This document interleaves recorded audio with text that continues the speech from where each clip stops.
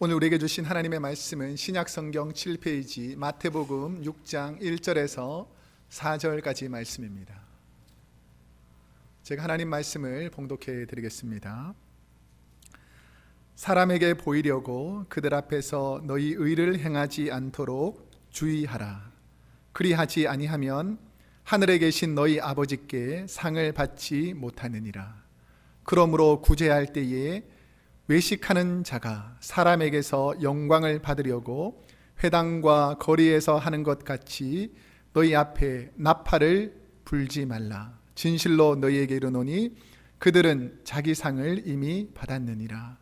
너는 구제할 때에 오른손이 하는 것을 왼손이 모르게 하며 내 구제함을 은밀하게 하라. 은밀한 중에 보시는 너의 아버지께서 갚으시리라. 아멘. 오늘은 마태복음 6장 1절에서 4절 말씀을 중심으로 가슴 아파 고개 숙인 이에게 라는 제목으로 하나님 말씀을 선포하도록 하겠습니다. 우리가 살고 있는 이 세상은 말 못할 사연을 가지고 가슴 아파 늘 고개 숙여야 하는 그런 분들이 있습니다. 특별한 부분이 아니라 나의 연약한 부분이 드러나려고 할 때마다 변명할 수도 없고 이야기할 수도 없고, 그리고 그 말을 한다고 해서 해결되지도 않기 때문에 가슴 아파 고개 숙이고 힘들어할 때가 있다라는 것이죠. 그 중에서도 가장 힘든 것이 바로 자신이 어려울 때에 사방을 둘러봐도 내게 도움을 줄 사람이 없는 그 어려운 상황에 닥치게 되면 참 힘들고 어렵고 낙심될 때가 많이 있을 것입니다. 그럼에도 불구하고 내가 어려울 때 힘들 때 우리 하나님은 저와 여러분을 도와주실 줄로 믿습니다.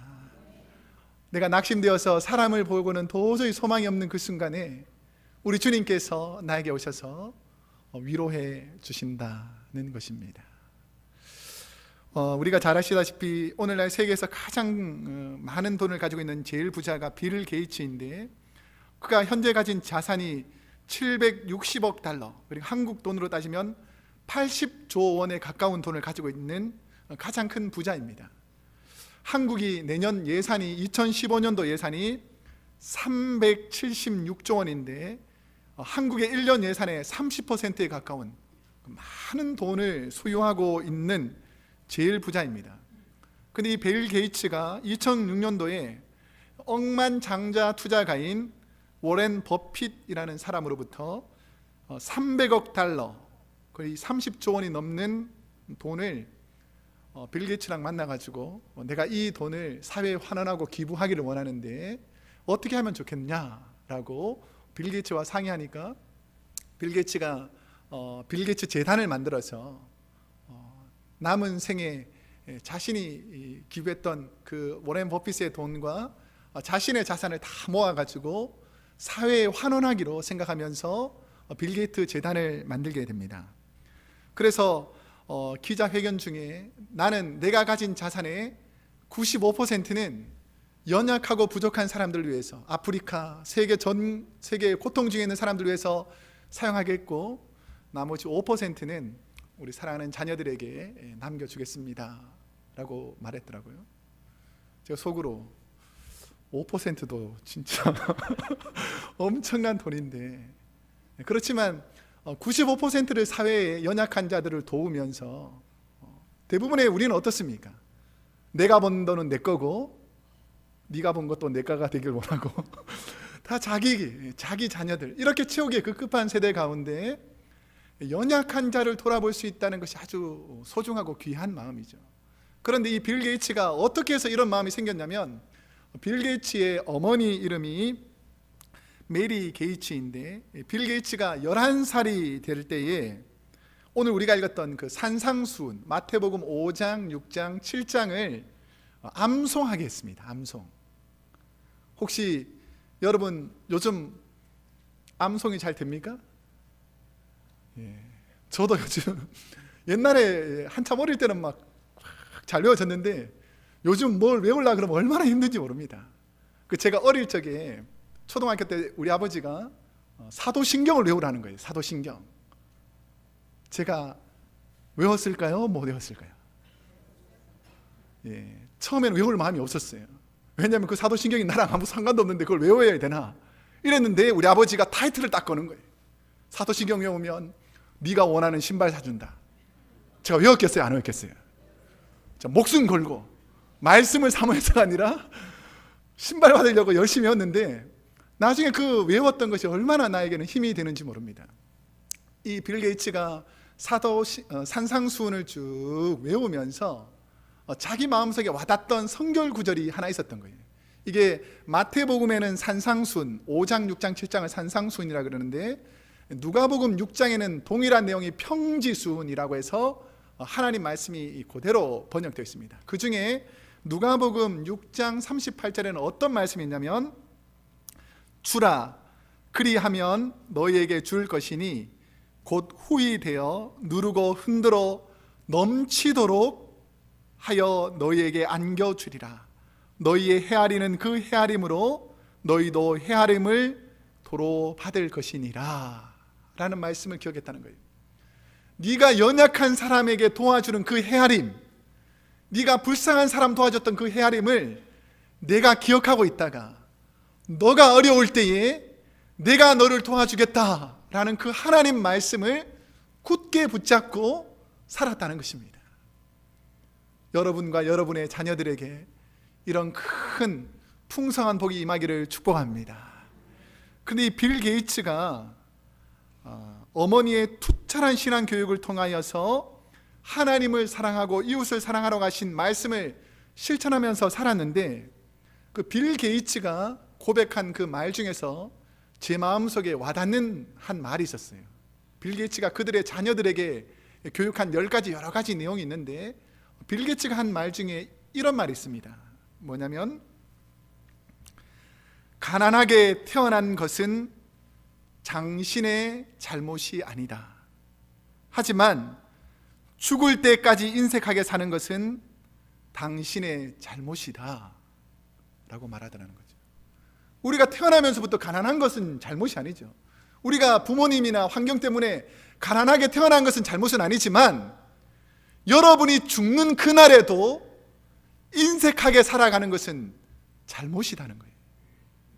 여러분의 삶을 되돌아보았을 때에 비록 내가 가난하고 힘들게 태어났다 할지라도 여러분이 하나님 만나는 그날에는 참 저 사람은 하나님 사랑하고 이웃을 사랑한 하나님 말씀, 그 사랑을 실천한 사람이다 라고 고백되어지기를 축복합니다. 우리 그런 의미에서 옆 사람에게 인색하게 살지 맙시다 할까요? 시작. 아이스크림 하나 안 사 먹는다고 그렇게 돈 많이 모이는 게 아닙니다. 다시 한 번 더, 사랑을 베풀며 삽시다. 시작. 베풀며 삽시다. 한 번 더 할게요. 제발 좀 사랑을 베풀며 삽시다. 시작. 제발 좀 사랑을 베풀며 삽시다. 우리 인생을 살다 보면 그리 중요하지도 않은 것 때문에 너무너무 많은 시간 동안 헛된 것에 붙잡혀가지고 사는 경우가 많다는 것이죠. 교회에서도 혹은 다른 사회에서도 어린아이들 중에서 제가 이렇게 보다 보면 이렇게 좀 구두쇠 같은 아이가 있어요. 과자를 딱 가지고 어떤 친구들은 이렇게 막 자기 과자를 이렇게 잘 나눠주는 친구들이 있어요. 근데 어떤 친구는 자기한테 많으면서도 친구들 와서 좀 달라 그러면 안 된다고, 나만 먹겠다고. 그런데 이게 100% 다 맞는 건 아니지만, 제가 분명히 100% 다 맞는 게 아니라 그랬어요. 100% 다 맞는 게 아니지만 주로 누구를 많이 닮을까요? 그 애를 보면 그 부모님이 그런 가능성이 상당히 많아요. 애들이 집에서 너그럽게 후하게 퍼주는 걸 배우지 못하고 늘 아끼고 막 돈 하다 보니까 애들도 돈 하는 경우가 많거든요. 여러분, 사랑의 유산을 물려주기를 축복합니다.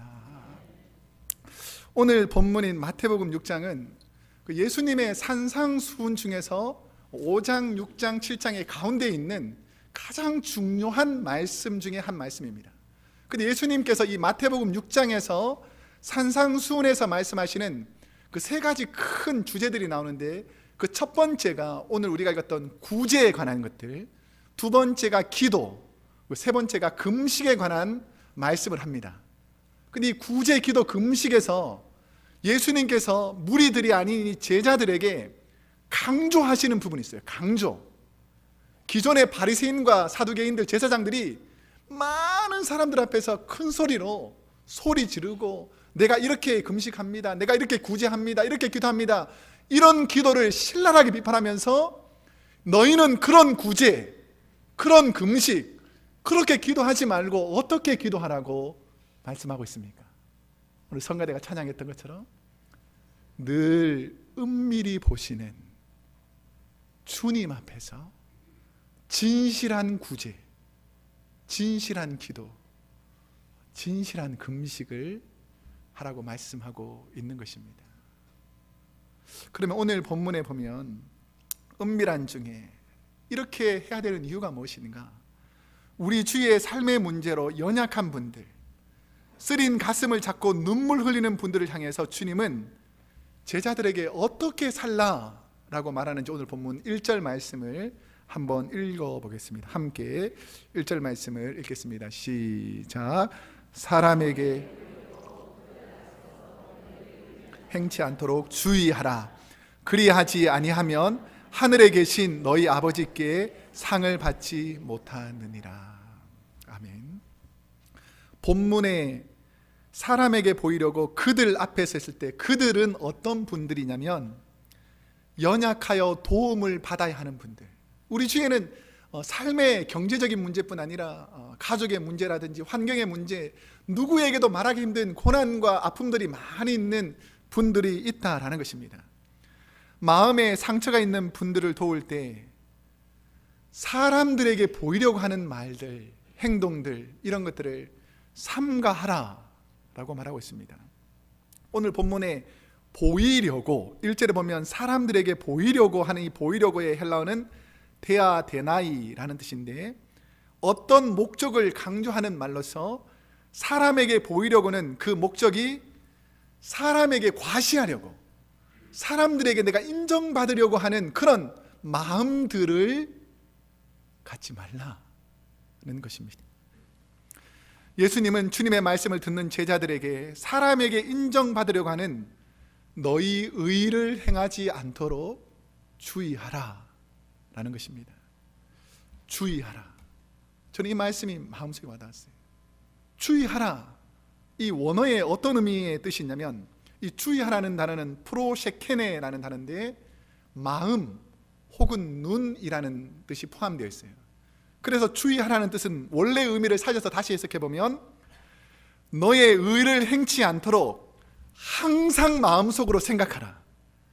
네가 눈으로 보든지 네 마음으로 생각하든지 어떠한 경우에든지 의식적으로든 무의식적으로든 남에게 너의 의를 드러내고 내가 이렇게 큰 일을 했다라고 자랑하려고 하는 마음을 마음속에 꼭 간직하고 절대로 그렇게 살지 말아야 되겠다고 마음속으로 보는 것마다 조심하도록 주의하라는 것입니다. 그렇게 살기를 축복합니다. 우리는 늘 자랑하고 싶은 마음들이 있잖아요. 캔사스주, 미국에 보면 캔사스주가 있잖아요. 그 어느 작은 마을에 체프먼이라는 부부가 살았는데 그 아들이 있었는데 그 아들이 윌버라는 아이가 있었습니다. 근데 이 윌버라는 아이가 부모님과 함께 아버지 친구인 이 탄넬이라는 분에게 같이 방문을 갔다가 오랜만에 그 아들을 보니까 그 탄넬이라는 분이 기분이 좋아가지고 용돈을 주는 거예요. 용돈. 그러니까 아이가 얼마나 기쁘겠습니까? 근데 이 용돈을 가지고 되돌아와서 이 아이가 어떻게 생각하냐면, 그 미국 초창기니까 그 마을에 한센스병, 그러니까 문둥병, 나병 환자들이 많이 있었어요.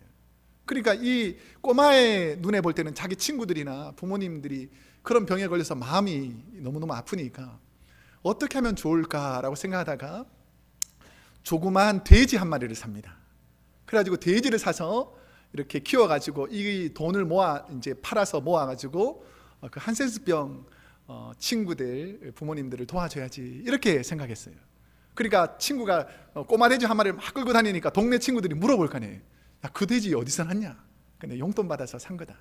그 왜 돼지를 키우냐라고 했더니 이 돼지 키워가지고 우리 마을에 있는 아픈 분들, 이 한센스병 환자들 도와주려고 한다 라고 하니까 동네 친구들이 막 같이 와서 그 돼지를 막 같이 키웠어요. 그래서 1년이 지나서 그 돼지를 팔아가지고 그 어려운 한센스병 환자를 도와주었습니다. 그러니까 그게 그 지역 신문에서 크게 대소특필이 난 거예요. 이 꼬마가 이런 장한 일을 했다. 그 신문에 나니까 그 지역뿐 아니라 여러 지역에 있던 아이들이 돼지로 저금통 모양으로 된, 그 돼지 모양으로 된 저금통을 만들기 시작해요.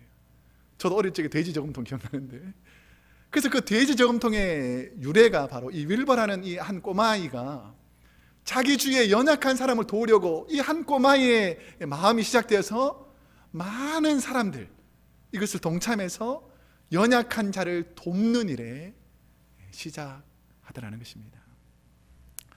한센스 병으로 자신의 손마디가 떨어져 나가며 얼굴이 흉측하게 바뀌고 주위 사람들은 이 병에 대한 지식이 부족해서 나를 멀리할 때에 그 환자들이 얼마나 가슴이 아플까요?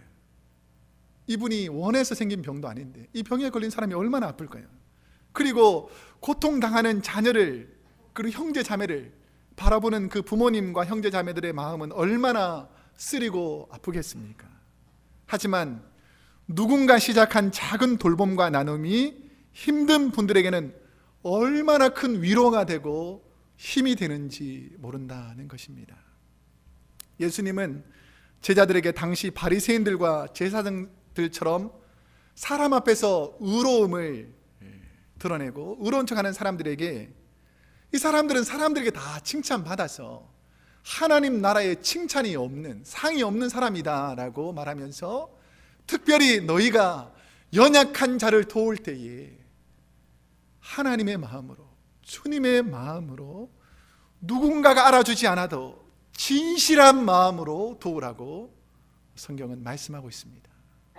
여러분, 오늘 저와 여러분 주위에 연약한 분들을 진실한 마음으로 도와주기를 축복합니다. 그럼 본문에서 삶의 문제로 고개 숙인 분들에게 어떻게 그들을 도우라고 말씀하는가? 오늘 본문 2절 말씀, 우리 한번 함께 2절 말씀을 읽어보겠습니다. 시작. 그러므로 구제할 때에 외식하는 자가 사람에게서 영광을 받으려고 회당과 거리에서 하는 것 같이 너희 앞에 나팔을 불지 말라. 진실로 너희에게 이르노니 그들은 자기 상을 이미 받았느니라. 이 당시 유대 사회에서는 남들을 구제해주고 연약한 자를 도와주면 구원받는 데 큰 도움이 된다라고 생각했습니다. 그래서 처음에는 이 구제하는 것이 아주 좋은 일이었어요. 그런데 구제하는 것이 너무 좋은 일이니까 제사장과 바리새인들과 서기관들이 어떻게 하면 구제를 더 많이 이끌어 볼까 이렇게 생각해가지고 누군가가 구제 헌금을 딱 넣으면 모든 사람이 알 수 있도록 나팔을 부는 거예요. 나팔. 켈빈과 제레마야라는 그 신학자에 의하면 이 나팔 부는 것을 통해서 예루살렘 사람들이 궁핍함에서 면해졌다라는 것을 기쁨으로 알렸다는 거예요. 원래는 이게 좋은 취지였습니다. 연약한 자를 누군가 도왔다, 이게 얼마나 기쁜 일이에요. 그런데 이게 점점 변색되어 가는 거예요. 시간이 지나면서 구제하는 마음보다는 나팔 불 때 누가 도왔나 라고 할 때 누가 도왔다고요? 내가 도왔다고 이렇게 고매를 내밀고 싶은 거예요. 그러니까 돕기는 요만큼 도우면서 빵빠레를 불면 어떻게 한다고요? 내가 도왔습니다. 이렇게 손을 흔드는. 그래서 원래 의미와 하나님이 원하는 의미와는 사라져버리고 나팔을 불면서 자기 의로움을 드러내는 사람들이 많아지기 시작했다는 거예요.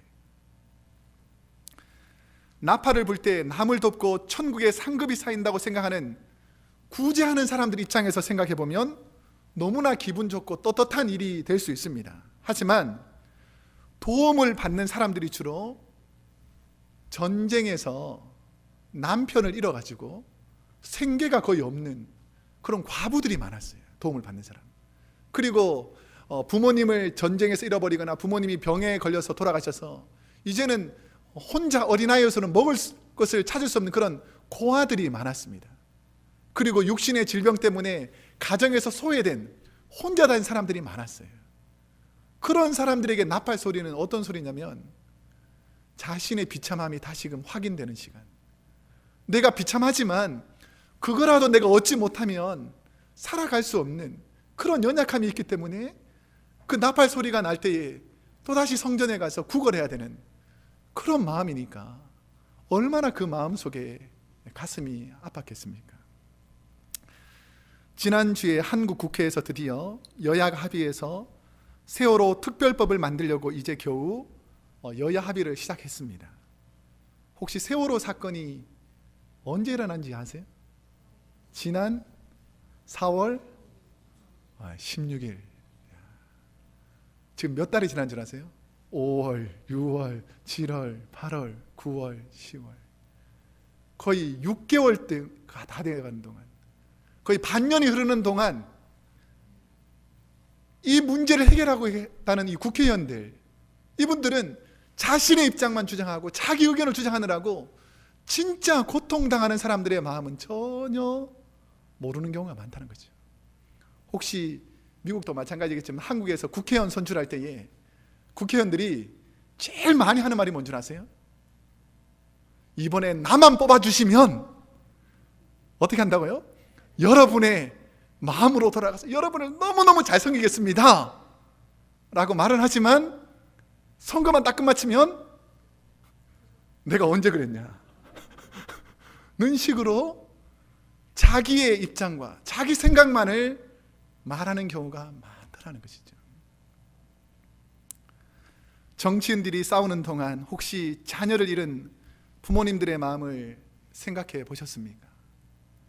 수학여행을 떠난다고 아침에 밝은 미소를 하고 떠나던 아들과 딸이 갑자기 차가운 바닷물 속에서 수장되어서 고통의 순간에 수없이 엄마 아빠를 부르며 살려달라고 외치는 자녀들의 모습을 생각한다면 자녀들을 잃은 부모님들은 아마도 한순간도 편히 잠을 이루지 못하며 지금도 눈물로 가슴 저미며 매일 밤 한숨으로 고개를 숙이고 있을지 모르겠습니다.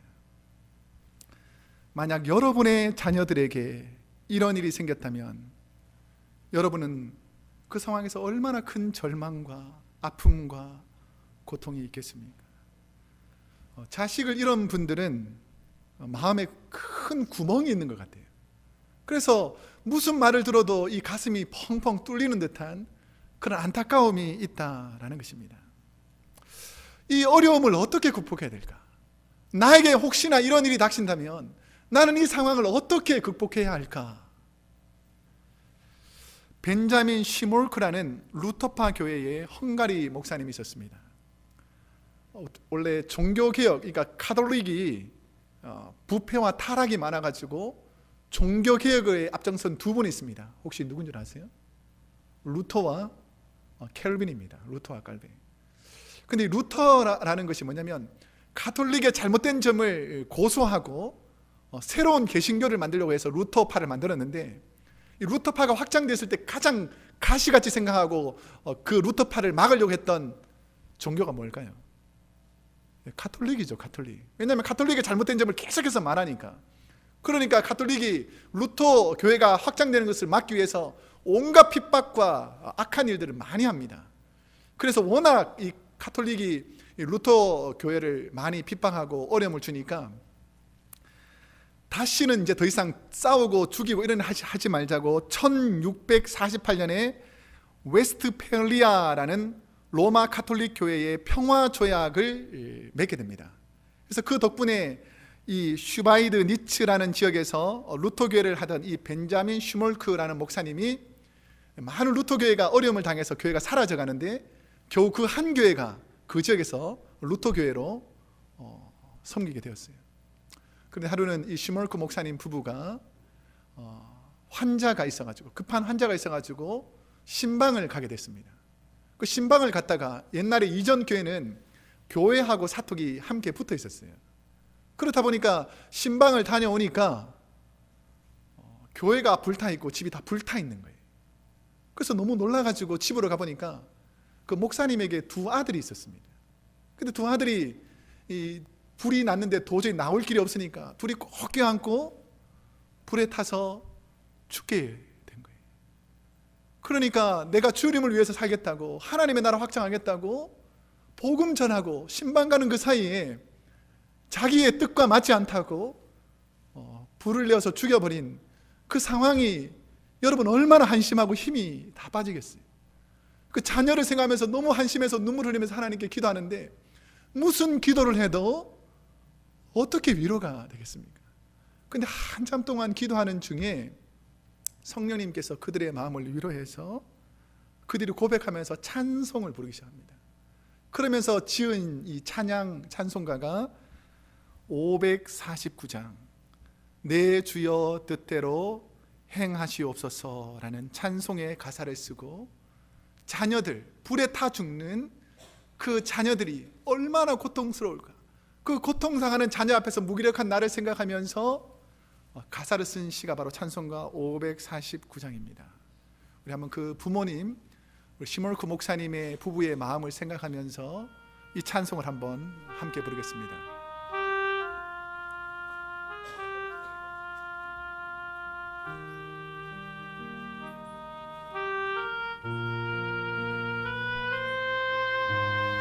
우리 가슴 아파하는 부모님의 마음을 생각하면서 우리 내 주여 뜻대로 행하시옵소서, 한번 이 찬양을 하나님께 그 부모님의 마음을 한번 찬양하겠습니다.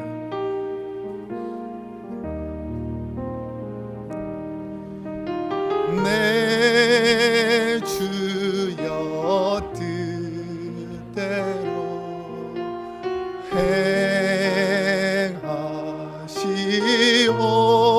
행하시옵소서, 온몸과 영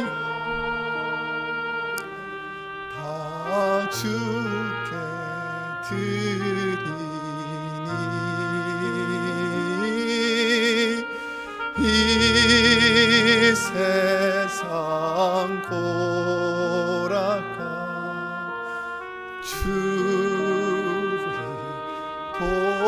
보하시고 날 주관하셔서 뜻대로 하소서. 내 주여 뜻대로 내 주, 자녀를 잃어버린 그 아버지가, 그 어머니가 눈물 흘리며 부르는 찬양입니다. 행하시오 큰 근심 중에도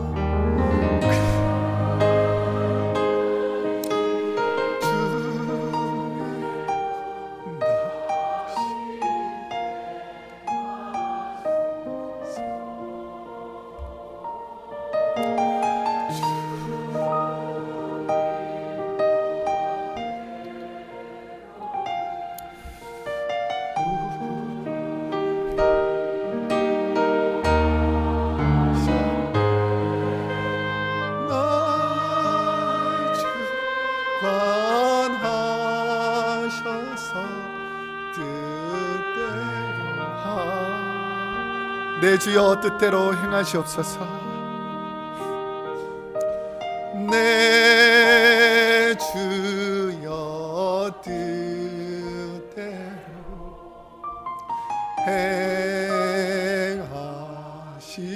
행하시오. 내 모든 일들을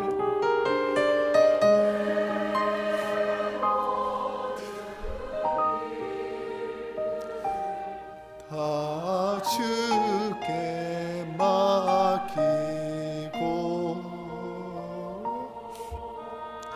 저 천성 향하여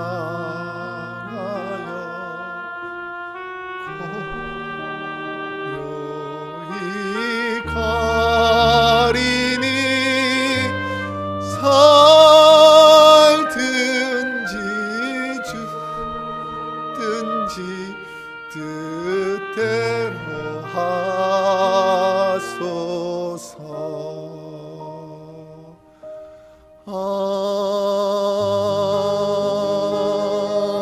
아멘.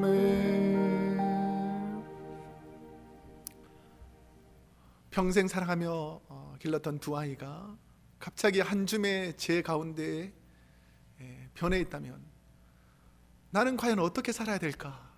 나는 무슨 삶의 의미를 가지고 살아야 될까라고 낙심하는 그 부모님들이 살든지 죽든지 이제는 주님 뜻대로 되기를 원합니다 라고 찬양하는데, 그 기도를 드리면서 마음에 주는 그 영감이 있었다는 것이죠. 주님이 십자가에서 돌아가시기 전에 하나님 아버지, 이 잔이 지나가기를 원합니다. 하나님 아버지, 이 고난이 지나가기를 원합니다. 하지만 내 힘으로는 도저히 이 고난을 이길 능력이 없습니다.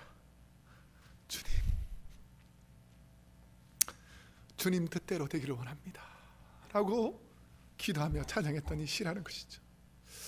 어쩌면 우리 주위에도 너무 힘들고 어려운 일 때문에 하나님, 이 문제를 하나님께서 도와주시지 않으면 나는 도저히 해결할 수 없습니다라고 낙심하고 고개 숙이는 분들이 많이 있다는 것이죠.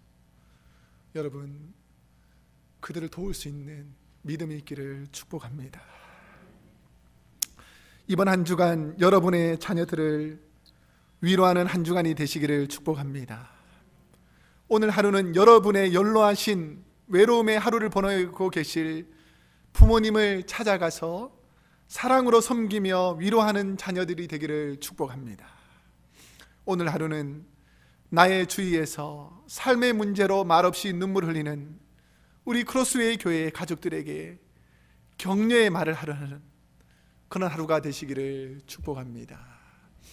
오늘 하루도 아무 소망 없이 낙심하며 고개 숙이며 한숨 흘리는 그분들을 향해서 주님의 위로와 사랑이 있어야 한다는 것입니다. 그런데 왜 우리가 삶의 고달픈 문제를 안고 사는 분들에게 은밀히 그들의 마음을 함께 나누어야 하겠습니까? 오늘 본문 4절에 보면 왜 우리가 그렇게 살아야 되는지를 우리 주님이 말씀하고 있습니다. 우리 4절 말씀을 우리 한번 함께 읽겠습니다. 시작. 내 구제함을 은밀하게 하라. 은밀한 중에 보시는 너희 아버지께서 갚으시리라. 이 은밀하게 하라는 말 속에는 아무도 모르게 하라는 명령이기도 하지만 이 본래의 의미는 사람의 상을 기대하지 말라는 것입니다. 내가 이런 일들을 연약한 사람에게 도왔으니까 그 사람도 나에게 도와주겠지라는 그런 세상적인 이해타산적인 도움으로 도움을 주지 말고, 세상이 내가 어떻게 도왔는지 아무도 기억하지 못한다 할지라도 내가 은밀한 중에 나를 보고 계신 그 하나님이 그것을 기억한다면 내가 하나님을 바라보고 네가 할 수 있는 최선의 사랑을 가지고 연약한 이웃을 도와주라. 지금은 이해가 되지 않지만 너가 언젠가는 하나님께서 이 일들을 알고 너를 도와주실 것이라는 그 믿음으로 삶을 살라는 것입니다. 설교를 준비하면서 아버지의 흰 운동화라는 글을 쓴 한 딸의 글을 읽게 되었습니다. 그 딸의 간증인데, 아버지는 목발에 의지한 채 평생 사신 분입니다. 그런 아버지가 힘든 걸음을 연습한 건 맏딸인 제가 결혼할 때가 다가왔을 때 무렵이었습니다. 한 걸음 한 걸음 얼마나 위태로워 보이든지 지금의 남편이 처음 인사드리던 그날, 나는 그에게 아버지의 목발을 보이지 원치 않아서 숨기려고 몹시 노력했던 기억이 납니다. 하지만 그가 다녀간 뒤 아버지는 걸음 연습을 더 잦게 하셨고, 그때마다 주름진 얼굴에는 땀이 범벅이 되곤 했습니다. 무리하시지 말라고 아무리 말려도 아버지 대답은 한결같았습니다. 내가 네 결혼식 날 손이라도 잡고 들어가려면 걸음 연습을 해야지. 시댁 식구들에게 의족을 끼고 절뚝거리는 아버지의 모습을 보이고 싶지 않았습니다. 하지만 아버지는 어디서 났는지 하얀 운동화까지 구해 신고 힘겹게 결혼 연습을 하고 계셨습니다. 마침내 결혼식 날이 되었습니다. 온 세상이 축복하고 기뻐하는 행복한 신부. 그런데 절뚝대며 신부 대기실로 들어선 아버지의 신발을 보는 순간 나는 가슴이 덜컥 내려앉았습니다. 말쑥한 양복 아래 흰 운동화를 신고 계셨던 것입니다. 도대체 누가 운동화를 신으라고 한 걸까? 나는 누구에게 인지도 모를 원망에 두 볼이 화끈거리기까지 했습니다. 결혼식 내내 그 하얀 운동화만 떠올라 고개를 들 수조차 없었습니다. 그런데 결혼 후 몇 년 뒤에 아버지가 위독하다는 소식을 듣고 병원으로 달려갈 때 비로소 그 운동화의 사연을 듣게 됐습니다. 너의 남편에게 잘해라. 사실 난 내 손을 잡고 식장으로 들어갈 용기가 없었단다. 그런데 내 남편이 매일 찾아와 용기를 주고 넘어지지 말라고 흰 운동화까지 사줬단다. 난 목이 메어서 아무 말도 할 수 없었습니다. 이제는 낡아버린 하얀 운동화를 아버지는 끝내 다시 신지 못하시고 아버지는 하나님 나라로 가셨습니다. 저와 여러분은 하나님의 기쁜 뜻을 얼마나 안다고 생각하십니까? 내 앞에 있는 명예나 내 앞에 있는 체면 때문에 너무나 소중한 것을 놓쳐버리고 있지는 않습니까? 주의 말씀을 통해서 더 귀한 것, 소중한 것, 내 체면 때문에, 내 위신 때문에 내가 보기에는 추하고 연약해 보이는 그런 모습이지만 이것을 하나님께서 허락하셨다면 우리는 그 소중한 것을 깨달을 수 있는 믿음의 눈이 열리기를 축복합니다. 주님은 산상설교, 오늘 마태복음 5장, 6장, 7장의 산성설교를 마치게 되면 마태복음 8장과 9장에는 8장의 5가지 기적, 9장의 5가지 기적, 10가지 기적을 몸소 실천하십니다. 8장에는 소외된 문둥병 환자를 찾아가서 치료하십니다. 백부장의 하인의 질병을 치료하시고 베드로의 장모가 열병이 걸렸을 때 그를 치료하러 가십니다. 거센 바다 앞에 떨고 있는 제자들 향해서 풍랑과 바람을 잔잔하게 하시고 군대 귀신에 걸려 고통당하는 사람을 고치는 기적들이 8장에 나옵니다. 그리고 9장에 보면 중풍병으로 쓰러져 있는 사람들, 야이로의 딸이 죽었다는 소식을 듣고 살리려고 달려가시고 12해 동안 혈루증 앓던 그 여인을 찾아가시고 맹인들과 벙어리 귀신 들린 사람들, 그런 연약한 사람들을 살리려고 말씀만 선포한 것이 아니라 제자들에게 그 삶으로 진정한 사랑이 무엇인지 그 누구가 보지 않더라도 가장 소외되고 연약한 자들을 찾아가서 그들을 위로하시며 제자의 삶이 무엇인지 보여주셨다는 것입니다. 저희 크로스웨이 교회 안에서도 삶의 문제, 자녀의 문제로, 경제적인 어려움으로 매일 가슴 아파 고개 숙이는 분들이 많이 있습니다. 부족한 저도 그런 분들을 늘 생각하지만 찾아가서 위로하지 못하고 격려하지 못한 마음이 늘 가슴속에 사무쳐서 새벽마다 하나님 앞에 그 자녀들의 이름을 대면서 하나님은 그들을 치료해 주십시오, 그의 가정을 회복시켜 주십시오라고 눈물로 기도할 때가 많이 있습니다. 세상은 몰라주지만 우리 하나님은 우리의 은밀한 기도를 듣고 계신 줄로 믿습니다.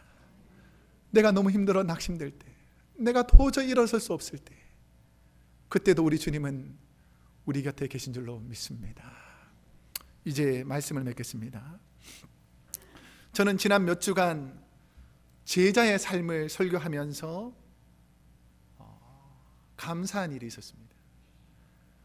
지난 목요일 한 형제와 그의 숙모님이 신방을 요청해서 신방을 하게 되었는데, 일본 아버지와 한국 어머니 가정에서 태어난 오늘 세례를 받는 구유해라는 형제입니다.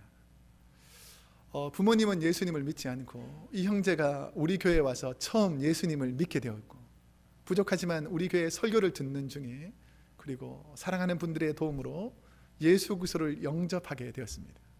그래서 이번 주가 오늘 마지막 드리는 예배 시간입니다. 그 예배 시간에 제가 지난주 한번 만나서 물어봤죠.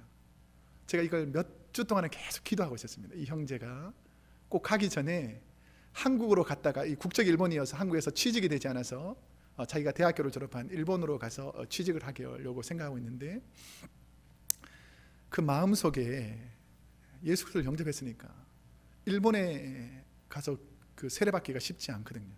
그렇다고 한국에 교회가 없는데 가서 세례를 받을 수도 없고, 그래서 제가 계속 기도하는 중에 하나님, 제가 이 형제의 마음의 문이 열려서 오늘 세례를 베풀면 좋겠습니다 라고 제가 자연스럽게 말을 꺼냈어요. 그러니까 이 형제도 너무 기뻐하는 마음에서 나도 그런 걸 원했는데, 이 가족들도 나도 목사님한테 차마 교회 다니는 사람도 아니고 잠시 왔다 떠나는데 세례를 부탁하기 너무 힘들었는데 오늘 세례를 베풀게 되어서 너무 감사합니다 라는 고백을 하게 되었어요. 원래 우리 교회는 봄과 가을에 한두 번씩밖에 세례를 하지 않는데 오늘 갑자기 세례식이 있는 것을 약간 의아하게 생각할지 모르겠지만 오늘 이 형제가 세례를 받고 하나님 나라 백성이 될 줄로 믿습니다.